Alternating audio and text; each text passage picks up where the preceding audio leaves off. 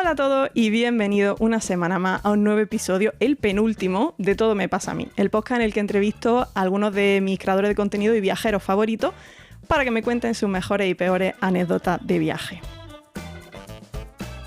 ¿Sabéis que a veces conocéis a alguien y decís, esta persona merece que hagan una película sobre su vida? Mi invitado de hoy es uno de ellos.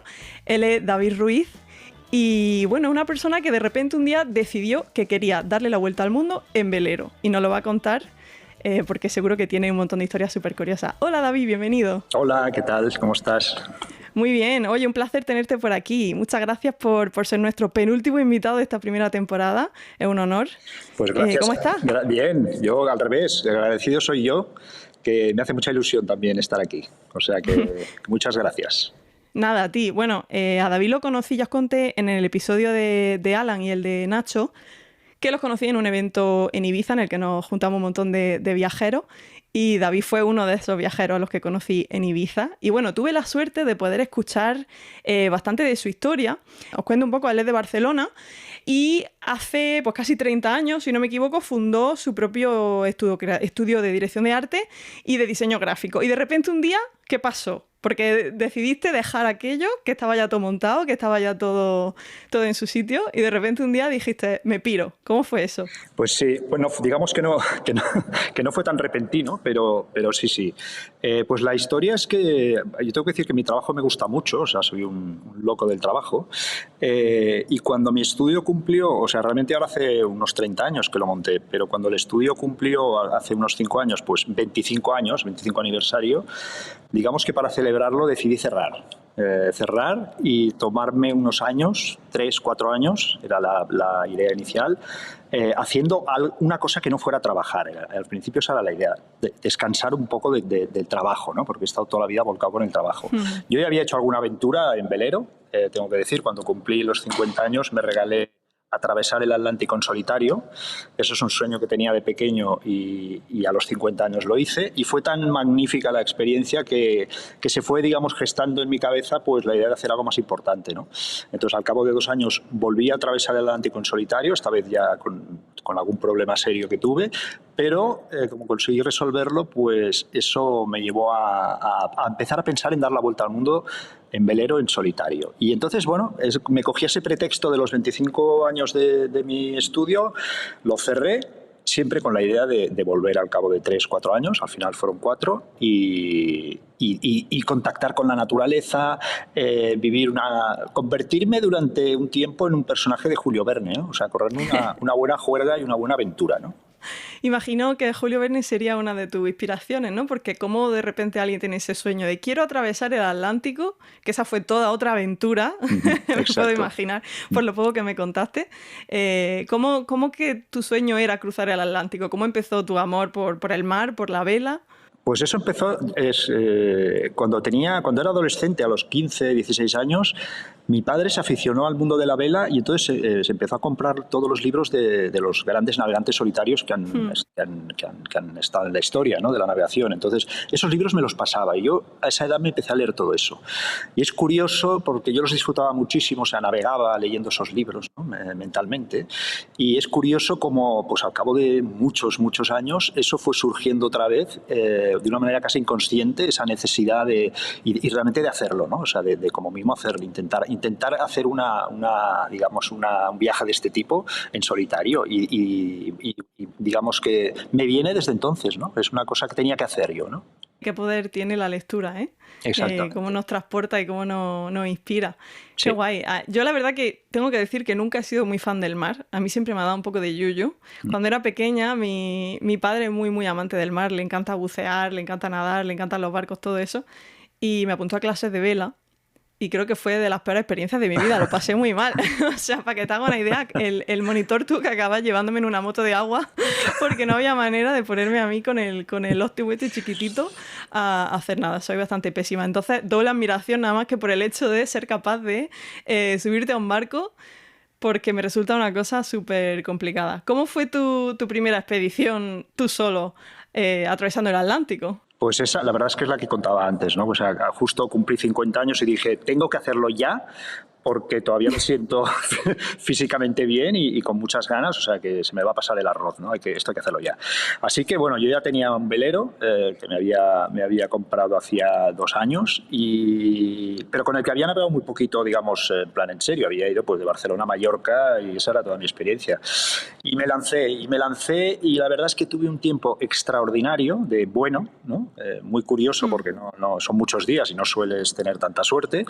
Y fue tan impresionante o sea, yo tengo grabado en la cabeza desde pues fíjate, ya hace 11 años ya de eso, la llegada a las primeras islas de las Antillas, concretamente a Santa Lucía en el Caribe, después de 20 días desde Canarias sin ver tierra. Tengo grabado en la mente la emoción que sentí cuando vi las lucecitas, que además llegué de noche, de las primeras casas y esa llegada, ¿no? O sea, eso es una emoción porque fue mi primera gran travesía, y eso fue una cosa que me cautivó tanto que dije, yo quiero más de esto, ¿no? Yo quiero seguir experimentando estas sensaciones, ¿no? Tiene que ser, después de 20 días, casi pensarías por un momento que sería una alucinación, ¿no? Ver luces, ver civilización después de 20 días en medio del océano. Lo que te sorprende sobre todo es que llegas al sitio que, digamos, habías marcado en la carta, ¿no? Porque llevas tantos días sin ver tierra, digamos, que te parece casi un milagro llegar exactamente al sitio donde te diriges, ¿no? Así que realmente sí. ¿Qué fue lo más duro de todo eso? Bueno, voy a contar una que esa me ocurrió en mi segundo cruce del Atlántico, porque como bien he dicho, el primero fue extraordinario, tuve muy buen tiempo. En el segundo ya me hice un poco el chulo, porque ya había cogido confianza, eso fue al cabo de 2 años. Ya no tenía la suerte del principiante. No tenía la suerte del principiante y aparte ya me habían dado la gran oportunidad de hacer una travesía casi inédita, es decir, con muy buen tiempo. Y entonces digo que me hice un poco el chulo porque me apunté a una regata. Yo no soy regatista, ¿no? Pero había una regata que cruzaba el Atlántico y había una categoría de solitarios que iba desde Cádiz concretamente hasta Colombia, y me apunté a esa regata. Y cuando estaba en medio del Atlántico se giró una borrasca en contra muy, muy peligrosa, ¿no? Porque son muy potentes, muy grandes. Y entonces, bueno, yo iba muy bien situado en la clasificación, así que estaba con la moral muy alta, pero digamos que una ola, el tiempo empezó a empeorar muchísimo. Una ola me cogió mal de lado por el barco se tumbó, yo conseguí agarrarme, pero perdí el equilibrio y me quedé colgando de un brazo que se giró y me rompí los tendones del bíceps. Y estaba en medio del Atlántico, mi barco no es pequeño, son 14 metros, solo, con un temporal que iba a durar unos cuantos días. Y ahí me empezaron a pasar muchas cosas, porque me entablillé el brazo como pude, estuve como un montón de días tomando totalmente dopado de calmantes, intentando maniobrar en aquellas circunstancias como podía, porque muchas veces necesitaba usar el brazo, digamos, con los ligamentos rotos para poder hacer algo, porque es que no podía. Además, en ese momento mi barco era todo absolutamente mecánico, no había nada, digamos... ¿no? Claro, que no estamos hablando de pilotar, de darle un botón y... No precisamente, era muy físico, muy físico. Claro. Y ahí estuve en una situación muy límite, que yo diría que es de las más límites que he estado, y es que, la resumo un poco porque esto daría para 1 hora casi, pero bueno, básicamente lo que me ocurrió es que en estas circunstancias de muy mal tiempo, con un oleaje muy potente, unas lluvias torrenciales, vientos demenciales, una niebla que no se veía nada, de repente me di cuenta, a todo eso se sumaba que me estaba quedando sin baterías, o sea, no cargaban las baterías. Quedarse sin baterías en esas circunstancias es muy peligroso, porque eso significa que te quedas sin radio, te quedas sin luces, te quedas sin la electrónica con las cartas de navegación, y más teniendo un brazo como el que tenía yo, ¿no? Entonces tuve que desmontar digamos, una pieza que es un hidrogenerador que está en la popa detrás del barco, que me tuve que colgar, todo esto con un brazo. Entonces realmente lloraba de dolor porque tenía que intentar sacar aquello que pesaba muchísimo. Y llegué a un momento absolutamente límite donde una vez conseguí sacar esto, no podía sacar una pequeña hélice que lleva este artilugio para cambiarla, que es lo que se había roto, la hélice. Y entonces, en esas circunstancias me ocurrió algo absolutamente inédito, que yo en ese momento no entendí. Bueno, durante muchos años no lo he entendido. Luego creo que hay una explicación así medio extraña. Pero lo que me ocurrió es que no sabía cómo sacar aquella hélice y de repente apareció una voz que dijo: pégale un martillazo. Pero además apareció con esta nitidez y esta Pepito claridad. Grillo. Exactamente, es que yo no había oído hablar de todo esto de Pepito Grillo ni de la voz del tercer hombre, que parece ser que es un fenómeno que le ha ocurrido a gente en situaciones extremas, pues que hay como ahí sale una voz que no se sabe dónde es, Qué curioso. que te echa una mano y te saca del apuro. Porque yo lo que hice en ese momento fue como un autómata, me fui adentro del barco, cogí el martillo, volví a colgarme de la popa, le pegué un martillazo, la hélice salió volando, pude poner la otra y a partir de ahí empezar a cargar las baterías, ¿no? Hasta que conseguí al cabo de 10 días llegar al Caribe, pues bastante tocado, pero ileso y por mi propia fuerza, ¿no? O sea que ese fue mi segundo cruce del Atlántico, en solitario. Madre mía. Qué anecdótico. Pagaría mañana para ir al cine y ver una película sobre eso. Yo también.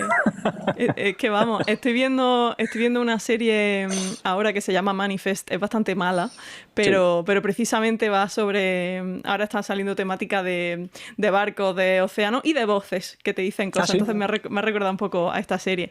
Hace poco estuve, no sé si viendo un programa, y yo veo un programa un poco basura de estos de Netflix, documentales de cualquier tipo de cosa que me encuentro, ¿no? Y vi uno sobre el Triángulo de las Bermudas. Ajá, sí. Que, bueno, investigaban un poco las desapariciones en el Triángulo de las Bermudas e intentaban desmentir pues ese mito de que el Triángulo de las Bermudas es algo mágico, ¿no? De por qué realmente han desaparecido aviones, barcos, etcétera. Y me resultó muy curioso porque hablaban de que antiguamente se decía que se veían muchos barcos fantasmas, ¿no? Que eran barcos que iban sin tripulación. Sí. Y que no estaban ni siquiera los cuerpos de la tripulación a bordo del barco. Y me pareció muy curioso cuando explicaban por qué era, y era porque de repente no había viento, ¿no? Entonces no tenían cómo moverse. Y se empezaban a volver locos de quedarse sin comida, sin agua y sin nada, que bebían agua de mar y se acababan tirando al agua. Pues sí, yo estas historias las he escuchado, las he leído también y las he oído. Y realmente esto sería una explicación, ¿no? Porque sí que es verdad que habían esos barcos fantasmas, digamos, con el velamen medio roto a la deriva y no había nadie a bordo, ¿no? Y probablemente tiene mucho sentido, ¿no? Porque al final esos barcos no tenían motor y si te metes en una zona de calmas, pues te puedes volver loco hasta que entre viento pueden ser días, y más si es una tripulación que necesita alimentarse y a lo mejor están... En esas épocas navegaban en unas circunstancias muy extremas, ¿no? Porque no habían, digamos, vitamina C y tenían estas enfermedades, el escorbuto, ¿no? De falta de... Y realmente es bastante verosímil. Sería una buena explicación de todo aquello. Sí, sí. Bueno, me alegro de que tenga algo de sentido. Digo, a lo mejor me han timado, como veo estos documentales que no sé ni quién lo hace. Pero bueno, hoy en día imagino que te quedas sin viento, pues tienes tu motor y más o menos sale del paso, ¿no? Bueno, tengo que decir que en un velero, digamos, de recreo como el mío, eso es inviable. Eso lo puedes hacer de aquí a Mallorca, pero piensa que la autonomía que yo tengo en mi motor es de unas 40 horas, es decir, no llega ni siquiera a 2 días, y una travesía. Wow. Pues son entre 20 y 30 días, por lo tanto, tú has de ir a vela. Lo que pasa es que por eso es muy importante estudiar bien la estrategia meteorológica para no meterte en una zona de calmas, ¿no? Y no meterte en el ojo de un huracán, digamos. Entonces tienes un cierto margen. El mar es gigante y las borrascas son gigantes, pero tienes un cierto margen para hacer una estrategia y dirigirte por aquellos lugares, digamos, esquivando o yendo por la periferia de las tormentas o esquivando las zonas de calma, ¿no? Porque si no te puede pasar eso, que te tienes 2 meses parado en un lugar. Ninguna gracia, la verdad. No. Esperemos que en esos casos siempre tenemos a Pepito Grillo, que con suerte te puede echar una mano, claro. Exacto. Bueno, te quiero preguntar sobre tu vuelta al mundo, pero antes... Quiero comentar una cosa que me llamó muchísimo la atención cuando me contaste todo esto la primera vez, que fue el tema de dormir. Sí. Porque, ¿qué pasa? Que tienes que estar atento cada media hora, me dijiste, ¿no? Sí. No puedes dormir más de 30 minutos. Más de 30 minutos seguidos. Es decir, la idea es, si es navegación costera, es decir, estás cerca de la costa, no puedes dormir nada. O sea, sería muy imprudente porque hay muchas más embarcaciones y porque puedes, si cambia el viento o lo que sea, es que te puedes ir directo a la costa y estrellarte. Entonces, cuando es navegación oceánica, es decir, que no hay tierra a la vista durante millas y millas y días, cada uno usa su estrategia, pero digamos que más o menos la mayoría de navegantes que navegan así en solitario, lo que hacemos es esto, que es, yo me pongo el despertador cada media hora, yo me tumbo en la litera, ¿no? O sea, por la noche me voy a dormir, me tumbo en la litera, el barco sigue navegando con el piloto automático, obviamente, es decir, el barco no hay lugar donde parar, ¿no? O sea, tú sigues navegando. A la media hora suena el despertador. Yo llevo en mi teléfono móvil, como un repetidor, digamos, del plotter con todos los datos, con el radar, con todos los datos de navegación. Entonces, cuando suena el despertador, abro un ojo, intento para no desvelarme lo mínimo, ¿no? Abro el ojo derecho, miro la pantalla y lo que miro son 2 cosas. El radar, es decir, y luego una cosa que se llama AIS, que es una antena. Básicamente lo que miras es que no venga ningún barco cerca y que no haya rumbo de colisión, que sería lo más peligroso, porque en mar abierto, en principio, eso es lo más peligroso, chocar con otro, ¿no? Que Claro. también es difícil, tengo que decirlo, ¿eh? O sea, yo me he estado pues hasta 20 días sin ver ni un solo barco, ¿eh? Pero no te la Ya puedes habría que jugar. tener mala suerte. Pero, por ejemplo, te diré que una vez en una travesía atlántica me dormí, llevaba un agotamiento terrible, porque cuando hace mal tiempo, pues directamente no duermes, ¿no? Estaba muy agotado y me quedé dormido 3 horas. Y cuando me desperté sobresaltado, salí fuera, era de noche, y vi 2 luces, luz roja y verde, en medio del Atlántico, que venían directas. Y pude esquivarlo. Es decir, seguramente era el único barco que había en cientos de millas, pero venía a rumbo de colisión. Entonces, eso me Madre enseñó a mía. que esa media hora hay que respetarla. Entonces, bueno, si Claro. ves que está todo bien, vuelves a dormir otra media hora hasta el siguiente control, digamos, ¿no? Y vas turnando ojo izquierdo, ojo derecho. Ahí está, ahí está. Qué duro tiene que ser, porque claro, el sueño tiene unos ciclos, ¿no? Y tú no, se supone que no puedes entrar en sueño profundo, que es Sí, cuando realmente descansa tu cerebro, etcétera, cuando, si no llevas más de X tiempo durmiendo. sí, Entonces, al final, hombre, imagino que tu cuerpo se acostumbra un poco a esos ciclos circadianos, sí. pero debe ser súper, súper duro. Sí, te diría que es lo más de la navegación en solitario, eso es lo más complicado, porque realmente pues Mm, entras en los dolores de cabeza lo que pasa que también no es que sea, bueno, el cuerpo algo se adapta, pero no hay que se acostumbre a eso. Lo que ocurre es que luego, y eso ya nos lo tendría que explicar algún experto, ¿no? Pero yo llegaba a dormir 10 minutos, porque lo he mirado en el reloj, y a mí me han parecido 1 hora o 2 de descanso absoluto. O sea, en 10 minutos he pasado de estar muy agotado, dormir 10 sí, minutos y levantarme como si hubiera dormido 24 horas, ¿no? Eso me ha sí, sucedido. Con lo cual, también entiendo que el cuerpo pues, tiene sus límites y se busca la vida, ¿no? Como para de repente, claro. si ya no puede más, decir, pues mira, van a ser 10 minutos y no sé si esto científicamente es posible o no, pero entras en ese sueño profundo, ¿no? O sea, Hmm. realmente, ¿no? Claro, imagino cuando estás ya tan cansado, tu cuerpo dice, mira, ya está, o sea, paso, me salto la fase de sueño ligero, me voy directo No sé si es a lo que me posible, pero lo interesa. que sí que te puedo, lo que yo he experimentado es que realmente te despiertas habiendo descansado muchísimo y Mm. el reloj no te lo puedes creer, ¿no? Has dormido muy poquito, ¿no? O sea que, bueno, y lo vas más o menos, bueno, pues vas superando esta historia y al final más o menos te habitúas un poco, sí. Sí. ¿Crees que luego cuando llegaba y estaba estacionado, o sea, estabas parado en algún sitio ya con un horario de sueño un poco más normal o volvías a casa, sentías que te había afectado tu ciclo de sueño o volvías de repente a la normalidad? Ya está, ya puedo dormir No, como cualquier persona. vuelvo enseguida. O sea, yo luego, pues después de una travesía larga, llego a un sitio y me tiro a lo mejor 2, 3 meses. O sea, las estancias son largas. Y entonces la verdad es que en 2 días yo ya he recuperado el ritmo de sueño. Y entonces duermo muchísimo. Duermo, si puedo. Todo lo que Estoy, todo lo que tenías que haber dormido antes, ¿no? exacto. Si estoy en un buen fondeadero y el barco está bien sujeto, pues puedo dormir tranquilamente 12 Claro. horas, ¿no? O sea, y recupero, ¿no? Sí. Bien, bien, me alegro. Y bueno, así atravesando el Atlántico fue como empezaste tu vuelta al mundo, ¿no? Fuiste en esa dirección. Sí. ¿Cuál fue la ruta que hiciste? Más o menos para que la gente pueda imaginarse un poco cómo fue el recorrido. Pues es una ruta hacia el oeste. Yo salí de Barcelona, bajé primero a Canarias. Digamos, Canarias es el punto donde se cogen lo que se llaman los vientos alisios, que, bueno, me imagino mucha gente habrá oído hablar. Son los vientos que soplan constantemente durante todo el año, con diferentes intensidades, pero todo el año, y van siempre, digamos, hacia el oeste. Y esos son los vientos que cogió Cristóbal Colón, por ejemplo, y tantos navegantes para ir hacia América, ¿no? Entonces, me voy a Canarias. De ahí viene la primera gran travesía, que es cruzar el Atlántico, que esos son pues estos 20 días más o menos hasta las Antillas. Luego de ahí me hago el Mar del Caribe, que es Colombia, Venezuela, Colombia, Panamá. Cruzo el Canal de Panamá y ahí empieza el Gran Pacífico, que el Pacífico es un océano que tiene 9.000 millas. Estos son como unos 16.000, 17.000 kilómetros hasta Australia. Es Casi nada. gigantesco, gigantesco. Y ahí viene la travesía más larga que he hecho yo, digamos, en solitario en velero, que es desde Panamá hasta el archipiélago de las Marquesas, que son 4.000 millas, unos 7.000 y pico kilómetros, y eso pues lo hice en 33 días. Y luego de ahí ya, digamos, entras en la Polinesia, las Marquesas ya pertenecen, y ahí tienes toda una ruta que es la ruta más bonita del viaje, la más paradisiaca, digamos. Tienes todos los grandes archipiélagos, digamos, de la Polinesia, ¿no? Es decir, tienes Marquesas, tienes Tuamotu, luego llegas al archipiélago de Société, ahí está Bora Bora, Qué Rayaneta, pasada. digamos, los paraísos míticos, ¿no? También de la literatura, ¿no? Náutica. Luego de ahí pero eso sigue siendo salpicaduras que hay en medio del Pacífico, ¿no? Estos archipiélagos, o sea, realmente no hay un continente ahí, ¿no?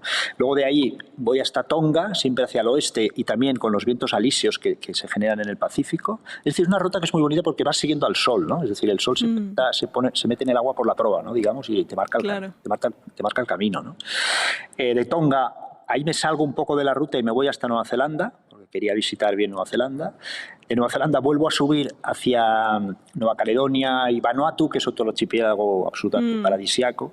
De ahí me voy a Australia, me hago toda la costa norte australiana, paso por el estrecho entre Australia y Papúa Nueva Guinea, y ya me meto en el Índico. En el Índico yo decidí ir por Indonesia, es decir, me meto por dentro de Indonesia, voy hasta Singapur, estrecho de Malaca, Sri Lanka, en el sur de la India.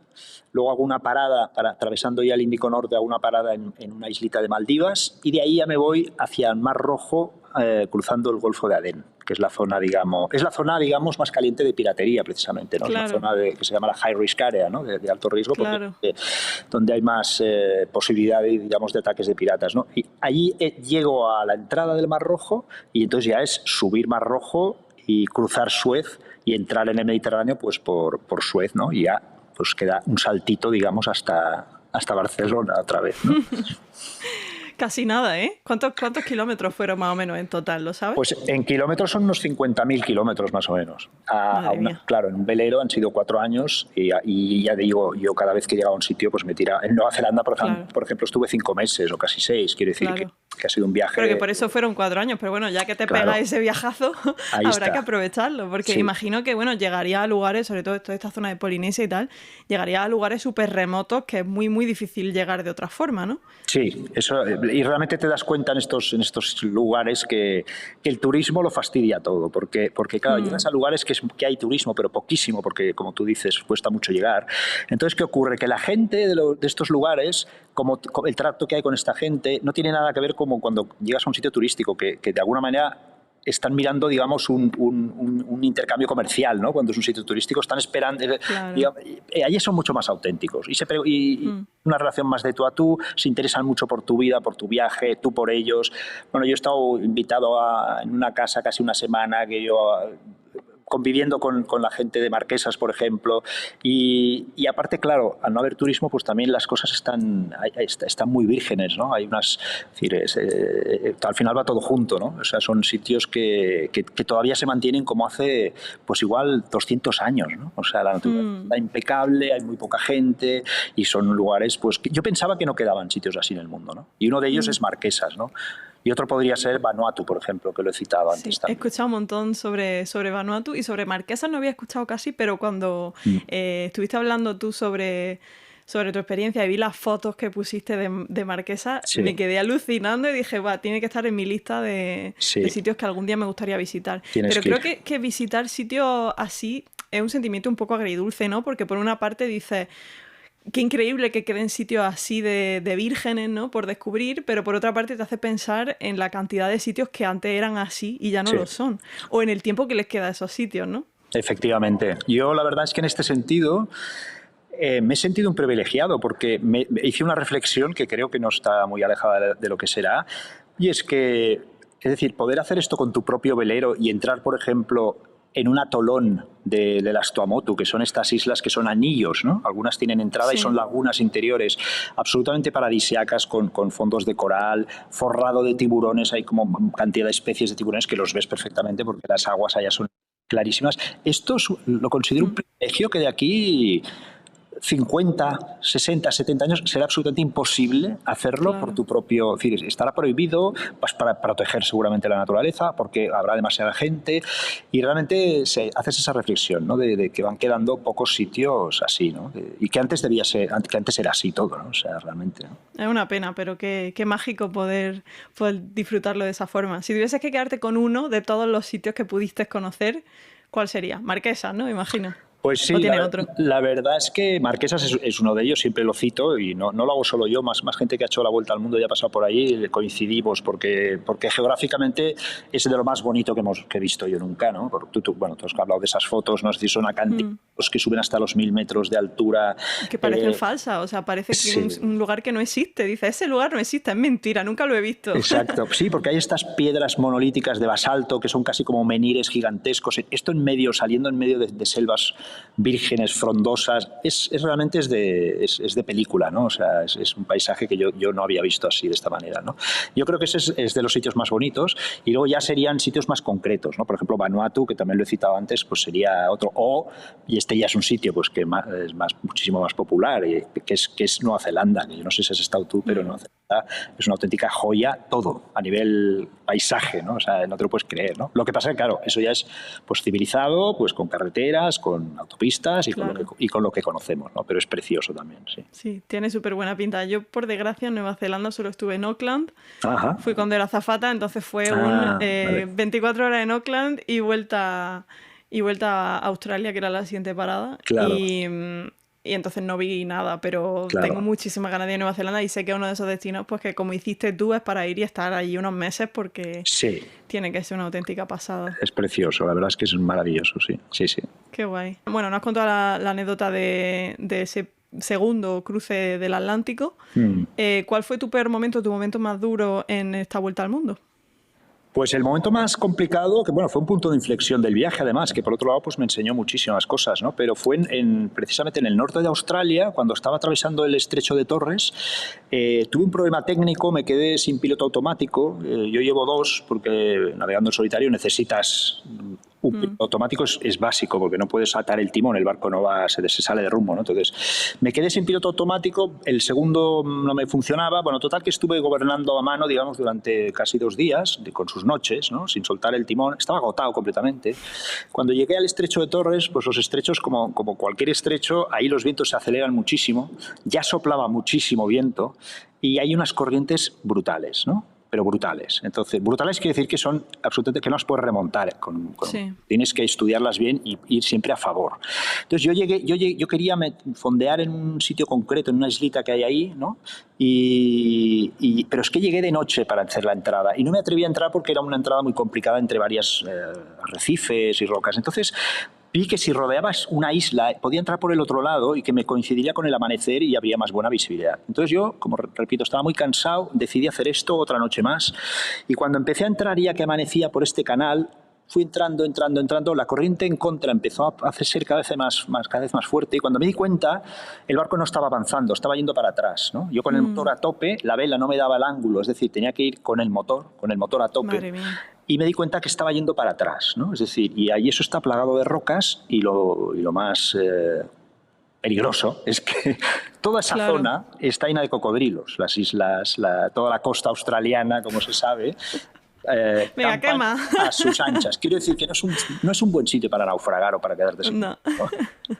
Entonces, el caso es que cuando estaba ya casi a punto de conseguir doblar la punta y ya poner la vela para que me ayudara a salir de ahí, después de muchísimo sudor y muchas horas muy complicadas, empezó a salir humo del motor y tuve que pararlo. Porque si no lo paras, el motor lo revientas, entonces quedarse sin motor en esa zona ya es dramático, ¿no? Entonces lo paré y la corriente obviamente me cogió y me empezó a arrastrar. En menos de 10 minutos hizo lo que yo había hecho en unas 3 horas intentando remontar y me iba directo a las rocas. Entonces solté el ancla, salieron disparados hasta 100 metros de cadena y cuando estaba ya a punto de estrellarme contra las rocas, antes de tocar fondo, el barco se quedó, digamos, el ancla encepó, es decir, se clavó al fondo y me quedé en un canal con un mar furioso en contra, con una corriente de 7 nudos, que es una animalada, es como un río desbordado, digamos, ¿no? Claro. Y con un vendaval en contra, además, es decir, era muy difícil salir de ahí, y con las dudas de si eso aguantaría o me acabaría yendo a las rocas, ¿no? En un sitio bastante inhóspito, además, bastante solitario, ¿no? O sea, ya digo, Nueva Guinea estaba por estribor, Papua Nueva Guinea, y por pavor tenía la costa australiana. Entonces... Yo estaba agotado. Bueno, pues mira, ahora voy a contar otra cosa de estas que me sucedió, tipo la de la voz, pero esta fue un poco diferente. Pero es que me han sucedido cosas muy misteriosas, ¿no? Estaba realmente reventado, no sabía qué hacer. Llamé por radio a una estación costera, me dijeron que la corriente ahí en 2 horas bajaría un poco, pero muy poco, como un nudo, y que esa era la única manera de salir de ahí. Y me cortaron, o sea, que yo, adiós, corto y cierro, ahí te quedas, ¿no? Búscate la vida. Ahí está. Y entonces, bueno, abrí el motor, lo refrigeré, vi que no se había roto nada, pero que se había consumido, digamos, el líquido refrigerante, lo repuse todo y tal, pero no me atrevía a hacer la maniobra para salir, porque necesitaba manos. O sea, yo solo no podía sacar cilindros de cadena contra esa corriente, nadie me aseguraba que el motor funcionara y no había margen de error. Cualquier error era irse a las rocas. Y te la jugaba, pero a tope. Sí. Irse a las rocas era, pues lo que he dicho antes, seguramente naufragar en una zona pues, que está llena de cocodrilos. Entonces, me sucedió una cosa... risa. Ahora lo digo con risa, ¿no? Me sucedió una cosa increíble. O sea, yo pasé del agotamiento y casi la desesperación a de repente, fue repentino, sentí una euforia brutal en el cuerpo. Una energía, adrenalina, ¿no? Yo creo que es la adrenalina. Luego leyendo cosas y hablando con gente, un chute de adrenalina como nunca antes he tenido, porque he tenido algunos, como nunca antes.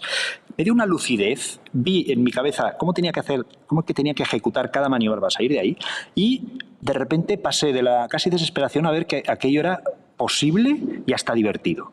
Lo explico tal cual, ¿eh? Y entonces, tan es así que saqué mis 2 altavoces fuera, puse a todo volumen... Todo motivado, ¿eh? Muy motivado. Puse a todo volumen la cabalgata de las Valquirias de Wagner, que es aquella melodía que suena en Apocalipsis Now, la escena de los helicópteros. Sí, sí. Ta, ta, ta, ta, ta, ta, ta, ta, ta. Bueno, esta la puse a tope. Por favor. Puse el motor en marcha, vi que todo funcionaba bien y me dispuse a hacer la maniobra siguiendo exactamente las directrices de lo que yo había visto en mi cabeza.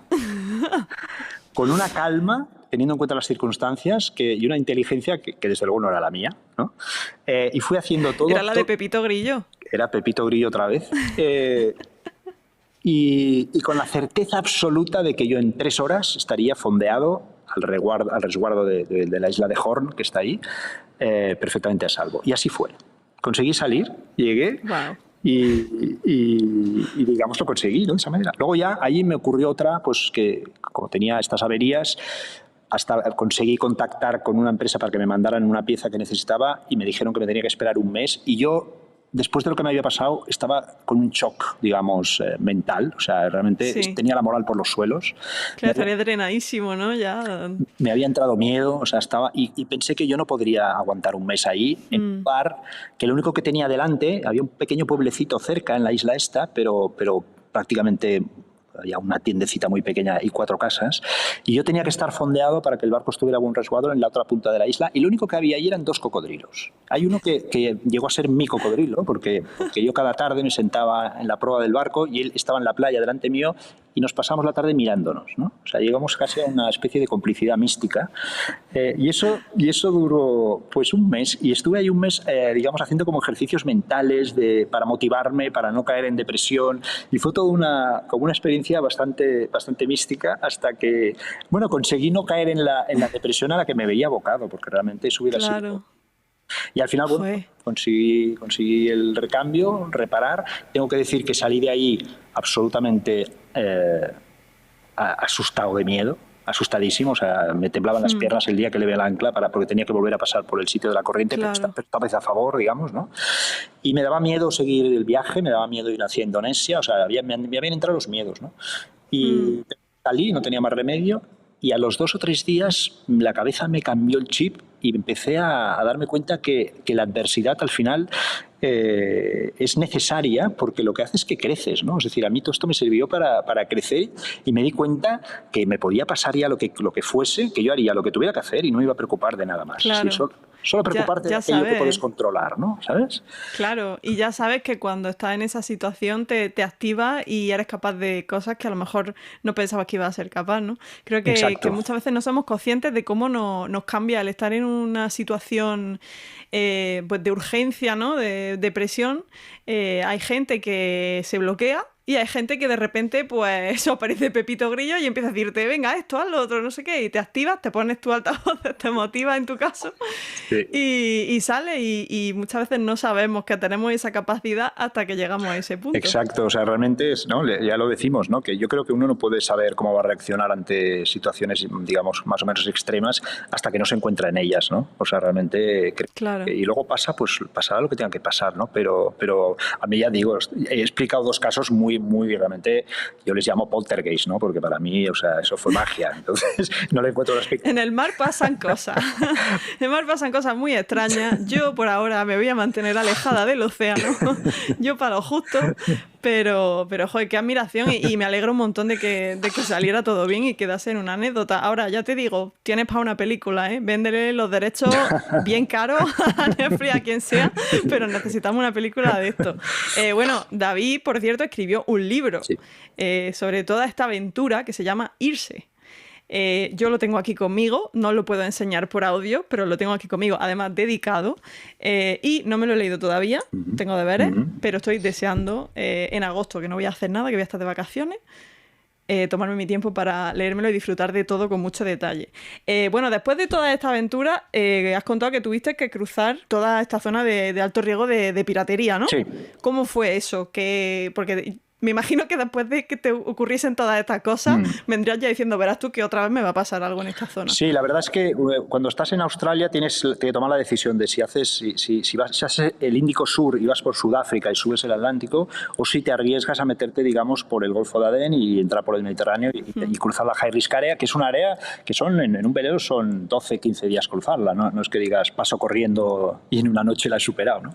El caso es que yo estuve un año buscando información porque hay una agencia de la coalición internacional que custodian esas aguas que te envía, cuando pides información te envían un PDF y ellos te dicen, nosotros no te lo podemos prohibir que pases por ahí, pero te explicamos todo lo que te puede pasar. Entonces, si tú lees eso, no pasas, porque bueno, directamente te dicen pues que puedes morir, que hay un montón de casos que yo además había leído de hace años de veleros que con desenlaces dramáticos, ¿no?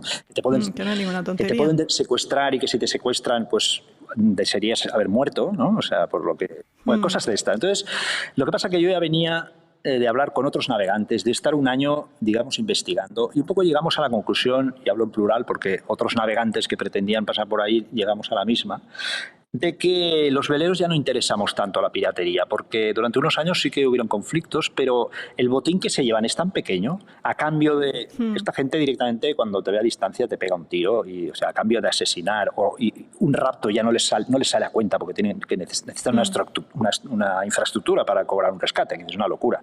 Claro. Con los años se han dado cuenta, esa es un poco la conclusión, de que el velero no sale a cuenta. O sea, no le merece la pena. Le sale a cuenta un carguero, y entonces todos los cargueros, que son muchos los que cruzan por ahí, llevan desde hace años mercenarios a bordo armados. Entonces hay como una guerra declarada. Y yo pasé por ahí muy tranquilo, de puntillas, es decir, de puntillas quiero decir que pasé a vela, como tenía que pasar, a mi ritmo, pensando, eso es el aprendizaje que me iba a preocupar solo de lo que yo pudiera controlar y que... Lo que puedes controlar, claro. Y lo que pase, que pase. Y si mi viaje acaba porque tengo un ataque de piratas aquí, pues acaba de esta manera. Mira, prefiero... Esa es la filosofía del viajero, de verdad. Si es que no me canso de decirlo. Sí, ¿verdad? Esa es mi mayor lección. Sí.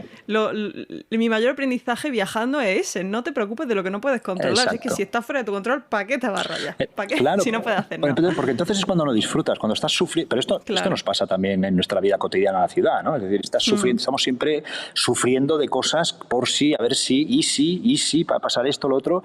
Bueno, a ver, deja de sufrir. Parece ser que esto está estudiado, ¿no? Que el 80% de las cosas por las que sufrimos no ocurren jamás.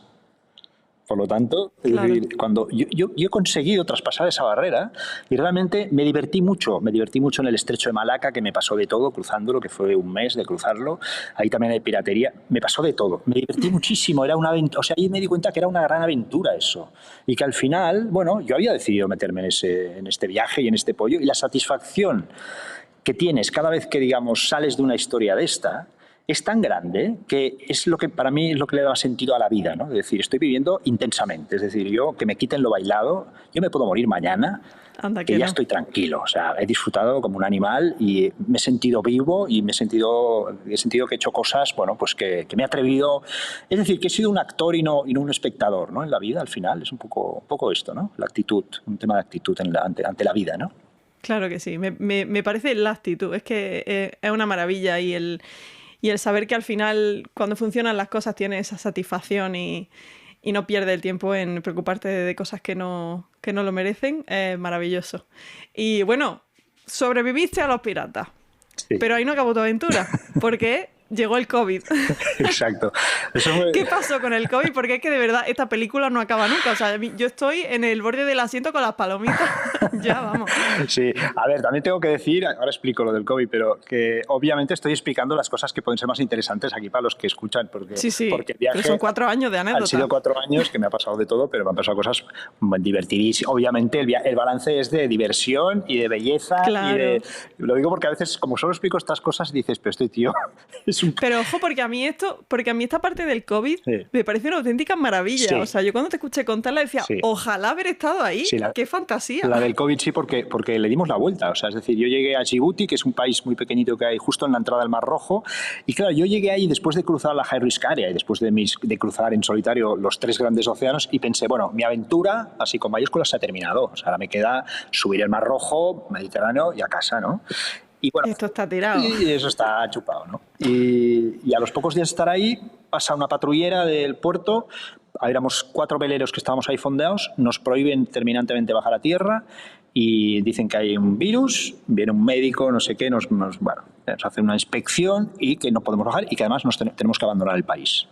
Ahí empieza una aventura extra. Yo lo que hice es bajar ilegalmente porque no tenía comida, es decir, me acuerdo que me metí en un taxi, le dije, llévame a un supermercado, cargué 2 carritos, saqué dinero porque pensé, pues, lo que está pasando, ¿no? O sea, tenía noticias de Claro. mi familia, ¿no? Que están cerrando los sitios, que no sé qué. Bueno, cargué el barco de comida y decidimos con esos otros veleros que habían ahí salir juntos para estar conectados, ayudarnos, etcétera, ¿no?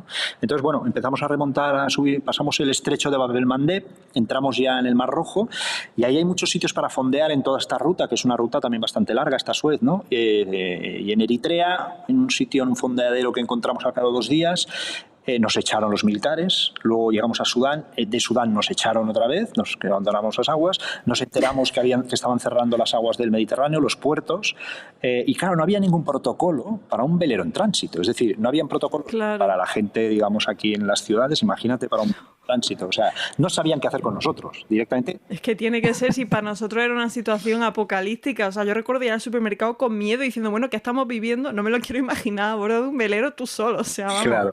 apaga y vámonos.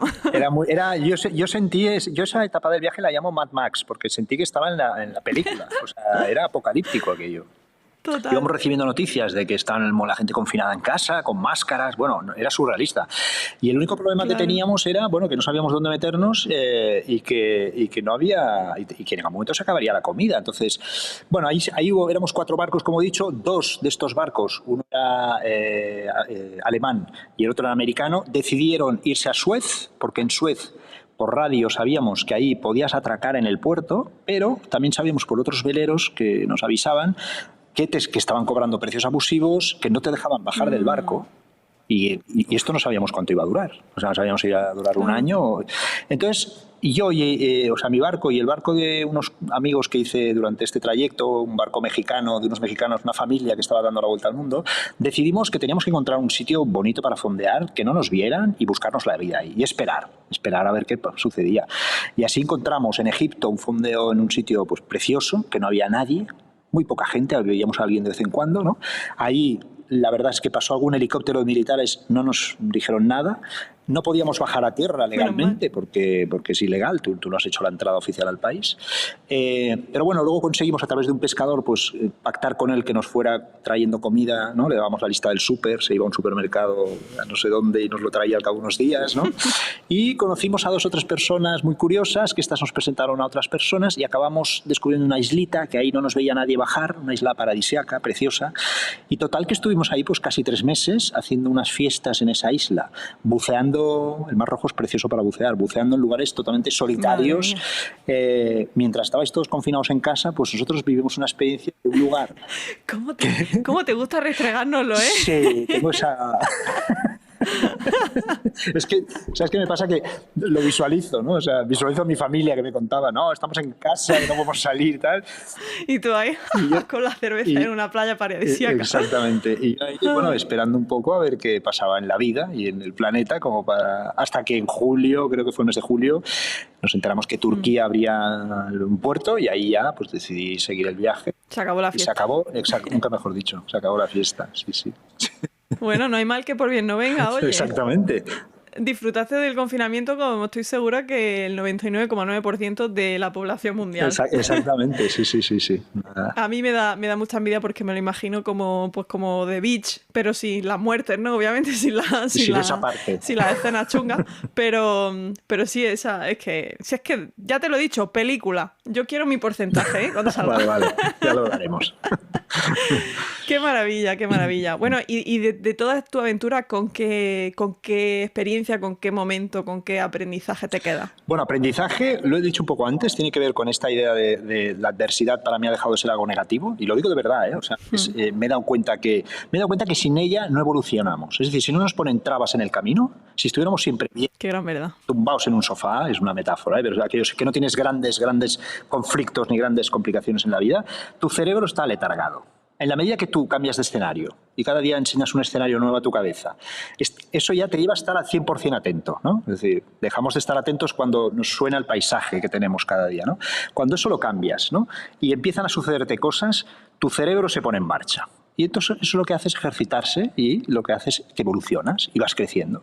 Y eso yo lo he vivido y lo he experimentado y eso lo he aprendido, ¿no? Entonces, para mí el miedo y la adversidad son dos cosas positivas hoy en día, ¿no? Es decir, el miedo también, porque el miedo lo que hace es prepararte. El miedo es un aviso fantástico que tiene el cuerpo que te dice, ojo, que hay un peligro, ¿vale? Entonces tú ahí tienes dos posibilidades. Una, esconderte en casa, y a lo mejor ese peligro no pasa nunca y ahí te quedas, o prepararte para afrontar ese peligro, mentalmente, físicamente, y eso es lo que tienes que hacer, o lo que al menos yo he ido haciendo, ¿no? Por lo tanto, hay que saber escuchar, ¿no? Un poco el cuerpo. A Pepito Grillo. Sí, a Pepito Grillo. Y esas es un poco así las dos grandes cosas que he aprendido, ¿no? Y luego también a observar un poco la vida y a los seres humanos un poco desde cierta distancia, ¿no? Es decir, esta idea de que decimos a veces, ¿no? que los árboles no te dejan ver el bosque, digamos que yo me he quedado un poco, que veo más el bosque que antes, ¿no? Veo un poco el paisaje más general, y entonces eso lo que hace es que entiendes más el por qué pasan las cosas, ¿no? Porque tienes una perspectiva un poco desde la distancia y entonces eso te da una serenidad que quizás antes no tenía yo, ¿no? Qué bueno. Qué cantidad de cosas tuviste que vivir en esos 4 años y qué ganas de leerla.